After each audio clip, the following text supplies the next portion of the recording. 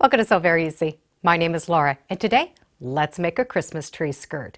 Well, okay, maybe we won't make it for Christmas, and maybe it won't be for the skirt of the tree, but we can make a round tablecloth, and that tablecloth is going to use the same pattern as we would for a Christmas tree skirt. And the added bonus is if we want to bring this outside on a round picnic table, we can use the hole in the center for the umbrella. Just because it's made for Christmas doesn't mean we need to make it for Christmas. Let's make it for summer. I will be using a tree skirt kit and pattern in order to make that round tablecloth. The kit already comes with this batting that has the pre-printed lines on it for me, so I don't have to mark my batting. I have the directions, and I have a template, so I don't have to buy a special ruler. And I want this to sit outside on a round picnic table. So I'm going to have some fun fabric.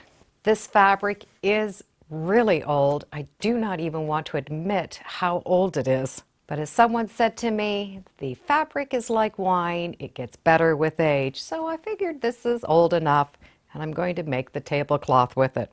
So the tablecloth consists of these wedges. There's 16 wedges. So we need to decide how are we going to get these wedges. We could use 16 different pieces of fabric, but I'm going to be using 4 fabrics and get 4 wedges from each. We could also sew fabric together in long stripes. So we could sew up jelly rolls or whatever leftover fabric we have, and this pie shape would be able to cut it out, and those lines are going to help us line it up. So if we have striped fabric or patterned fabric, these lines will be very, very helpful. But for this particular one, I will not need the lines. I only need to cut some pie shapes. So the very first thing that I would recommend to do is to press this fabric really well. And I would recommend a little bit of starch or a starch treatment of some sort, because these edges are cut on the bias, and it's just going to help keep things nice and straight. Once that fabric is pressed well, we need to cut that strip the same measurement as this template. Because we're going to be cutting this template onto this fabric, it just needs to be this size. So regardless if you have put rows of fabric together or 2 big pieces, or you're cutting one at a time, this is the shape we're going to need. The other thing we can do is lay those 4 layers together, and we can cut those 4 layers at the same time.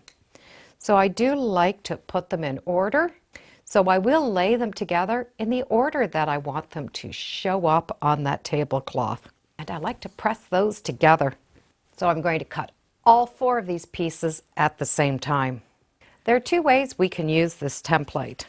I'm going to flip it over to the back side and still keep those layers together. We will be able to take this template, line it up along the bottom, and it's going to fit right up along that top, and trace that shape. Once that one shape is done, we just rotate that to the bottom. The one edge is going to match up, and we can draw that second line.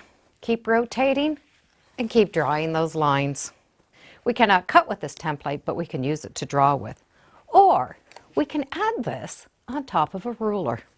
We can take any ruler and just have that go right along the side and tape it down. It's okay if we have a little bit on one end and a little bit on the other. We just want one edge along the one edge that we can use the rotary cutter with, and tape that down. I darkened the edges of the template so that you can see it better, but as long as you can see through the ruler going both ways, you won't need to darken those edges, because we're just going to be cutting on one edge. So the first cut, we're going to line up this template just like we did when we drew it. The bottom is going to go along the bottom, so that top will sit up along the top. It will not go on an angle. That template needs to sit straight. So we're going to have a half wedge on one side. Once those two edges are lined up with the raw edges of the fabric, I can cut that one side. To cut this second side, I will just need to turn the ruler, line that bottom edge up, line that side up. Now I can cut that second edge. I'm right-handed, so I'll need a second ruler. Just butt that up against it, hold it down, just slide that out of the way, and cut. So I now have that first wedge done. Turn this over, and we can see that that fits.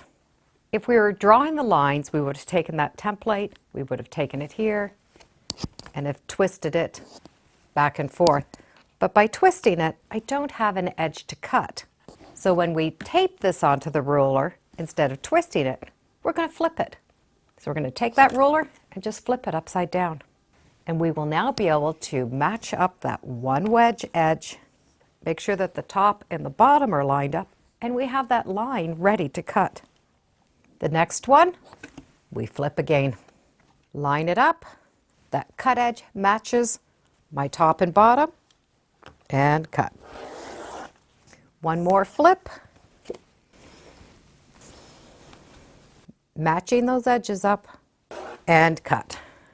So we can either use this template to draw the lines and then cut after, or put it on the ruler and just flip that ruler to make that work.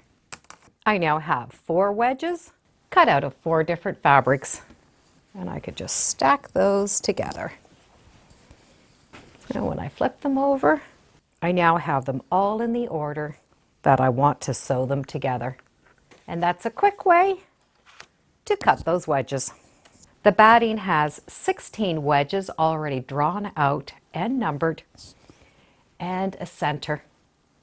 This was designed for a tree skirt, so the center is designed to be cut out, and we do have an area where we would cut that apart so this circle would have a piece in it so that you could fit it around the tree. And since we're not using this as a tree skirt, we can omit that cut line where we're going to separate that circle. But we do need to find a circle in the center. In my case, I will be covering this up with some fabric. If you're going to use this for an outside picnic table that you need the umbrella to go through, you're going to be able to cut it out. But in my case, I'm going to cover it. So I need to find a circle close to that side. And I do have a circle that's 5.5 inches, which is close enough. You might be able to find a plate or a little saucer if you don't have one of these circles. With this marked for us, it is a quilt as you go technique, which means every piece that's sewn is also quilted at the same time. So when we're done, all of the quilting is done, unless of course you'd like to add additional. So we do need to add a backing fabric. So we will need to add some backing fabric on the back area here of this batting, because we're going to be using these lines. I'm going to cut out this circle roughly, and that's just going to make it easier for me to lay on the backing fabric. There's lots of different fabrics that we can put on the back, and normally we do matching, but I'm going to make this reversible. So when kids come over, they're going to have their own side of the tablecloth. And this is going to be a fun addition to the back. So I need to have enough fabric to cover this entire circle, just as we would any quilt back. We do need to baste these layers together. And I find the easiest way for something like this would be a spray adhesive. So we can spray one layer, put the other on top, and smooth it out. Now those layers are going to stay together as we're working. And I'm going to trim off this extra fabric just so it doesn't get in the way. So I'm going to have this big circle with the batting on it ready to go. Once those layers are together, I would recommend doing a basting stitch right along this broken line. This broken line is giving us that circular shape, so we'll be able to use that stitching line afterwards. The line is going to be covered as we are quilting it, so we'll be able to use that line from the back side after. I would recommend a walking foot and a nice big stitch, and just follow that line all the way around. And that's also going to help hold these layers together so they don't shift as we're quilting. Once that's basted down, we're going to be able to get sewing and get this tablecloth done. These wedges are numbered. So number 1 is the first one we're going to start with. And we're going to take that wedge and just lay it right over top of number 1. The next is going to be wedge number 2. We already have the stack in order. So number 2 will fit here, but we just need to match up the right edges and stitch down a 1/4 inch. And it's going to be stitched on that number 2 side. A walking foot is definitely helpful with this if you do have one. So we get to pin those layers together. So start up at the point and stitch all the way down to the edge. And be sure to put your machine stitch back to your regular stitching. When that first seam is done, we'll be able to flip this right over. And that line is going to match up right with the edge of the fabric. The lines on this quilt batting are placement lines. They are not sewing lines. So we can just smooth this over with our hands, and we do not need to press it. Just give it a little press with our hands. The next piece, which is already in order, we'll lay on top. We're going to stitch that 1/4 inch down, flip over. So we're going to continue to do that all the way around until we get to the last piece. The very last one is put on just a little bit different. We need to have one finished edge. So if we're stitching it on this side, this edge just needs to be folded in a 1/4 inch. So as we stitch this down and flip it, that 1/4 inch folded edge is going to cover the raw edge to this first piece. And then we can do 1 row of top stitch to close that circle up. That top stitching is done. The entire thing is quilted. If this is going to go on a picnic table that you need to put the umbrella on, we can cut that hole and bind it so the umbrella will go through. In my case, I need to cover it. So I've taken a circle, I have folded back the seam allowance, and I can place that on and just do a top stitch all the way around. The last thing we need to do now is do our favorite form of binding. When choosing the circle for the center of this, keep in mind that the fabric that you choose will mean this is the fabric you're going to see the most of.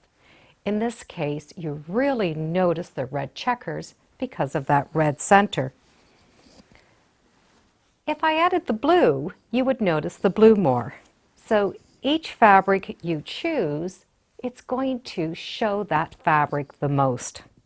And then putting the binding on will also emphasize one particular fabric. So we just need to keep that in mind when we do put our centers on and our binding. And before we do the binding, if we turn it over, we will have that row of stitching that we basted right at the beginning. That's going to give us that circle. To keep all of these layers together while we're putting the binding on, do 1 more row of stitching right along the top of that basting stitch. And that's going to hold all of those layers together so that when we do the binding, it's going to save these from pulling apart. I trimmed around that stitching line and then I added the binding. I did use a bias binding in a color that's going to match both sides.